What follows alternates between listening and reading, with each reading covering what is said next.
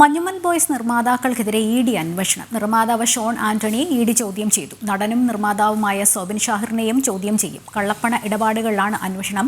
സാമ്പത്തിക തട്ടിപ്പ് കേസിൽ മഞ്ഞുമൽ ബോയ്സ് നിർമ്മാതാക്കൾക്കെതിരെ പോലീസ് കേസുമുണ്ട്. വിവരങ്ങളുമായി ജിജീഷ് തുടരുന്നുണ്ട്. ജിജീഷ്, എന്തായാലും വലിയ പ്രേക്ഷക സ്വീകാര്യത നേടിയൊരു ചിത്രം. പക്ഷേ അത് ഇത്തരത്തിൽ വിവാദങ്ങളിൽ അകപ്പെട്ട സാഹചര്യം ഇഡി വരെ അന്വേഷണം നടത്തുന്നു. കള്ളപ്പണ ഇടപാടുകൾ പറവ ഫിലിംസിന്റെ പേരിൽ സാമ്പത്തിക തട്ടിപ്പ് അല്ലെങ്കിൽ കള്ളപ്പണ ഇടപാടുകൾ നടന്നിട്ടുണ്ടോ എന്നുള്ളതാണ് ഇഡിയുടെ അന്വേഷണ പരിധിയിൽ വരുന്നത്. കൂടുതൽ വിവരങ്ങൾ എന്തൊക്കെയാണ്?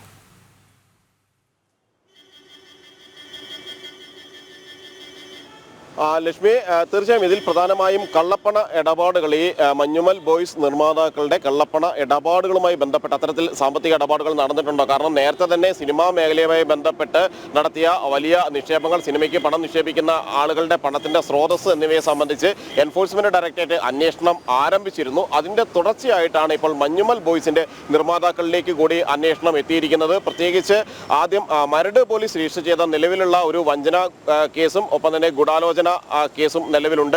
ഈ കേസിന്റെ ചൂട് പിടിച്ചാണ് എൻഫോഴ്സ്മെന്റ് ഡയറക്ടറേറ്റ് കൂടി മഞ്ഞുമൽ ബോയ്സ് നിർമ്മാതാക്കൾക്കെതിരെ അന്വേഷണം ആരംഭിച്ചിരിക്കുന്നത്.